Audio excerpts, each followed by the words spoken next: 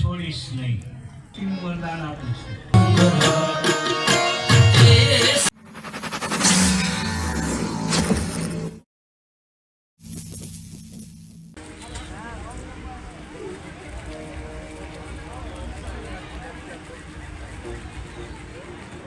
હાલો પ્રજ્વલિત કરીને આવી જાઓ બધા આરતી. વઘારા પરિવાર સમસ્ત આવી જાય. જોડી હોય તો વધારે સારું. ઉભા રહ્યો લાઈનમાં, એટલે અમને ખબર પડે કે આ આમના ધર્મપત્ની છે, આ આમના પતિ છે. એકબીજાની છેડાછેડી ન હોય તો હાલે હો. આમાં ખાલી આરતીની થાળી જોઈએ. જોડીમાં લાઈનમાં આમ વ્યવસ્થિત હોય ને તો આપણે પાછા પ્રસંગને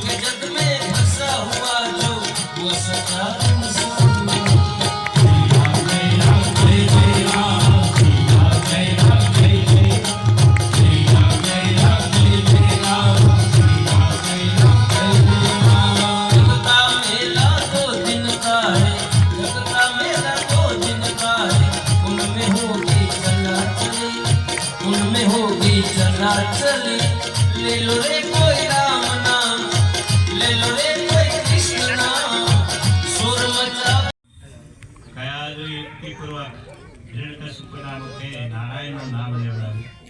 પછી તો ફરી પાછા મંદરાચલ પર્વત ઉપર તપચર્યા કરવા માટે થઈ નીકળી પડ્યો. આ બાજુ ઇન્દ્ર આવ્યા. ઇન્દ્રે યુદ્ધ કર્યા, અસુરને માર્યા. હિરણ્યકશિપુના પરિવારનો એમણે નાશ કર્યો. કયાધુને લઈને આવ્યો. કયાધુના મારવા માટે તૈયાર થાય. નારદ ત્યાં આવ્યા. ઇન્દ્રને પડકાર કર્યો કે એને મારીશ નહીં. એને મારીશ તો તને સ્ત્રી હત્યા લાગશે. ત્યારે ઇન્દ્રએ કહ્યું એને નહીં મારું, પણ એના પેટમાં જે બાળક રહ્યું છે ને એને હું છોડીશ નહીં, એને મારીશ. નારદ એને રોક્યા કે એને મારીશ નહીં, ભગવાનનો પરમ ભક્ત છે. નારદજી ઇન્દ્ર પાસેથી છોડાવી અને પોતાના આશ્રમની અંદર લઈને કયાધુને આવ્યા. કયાધુને કહ્યું છે કે તને હું ઈચ્છા પ્રસૂતિનું વરદાન આપું છું. તું જ્યારે ઈચ્છા રાખીશ ને ત્યારે તારા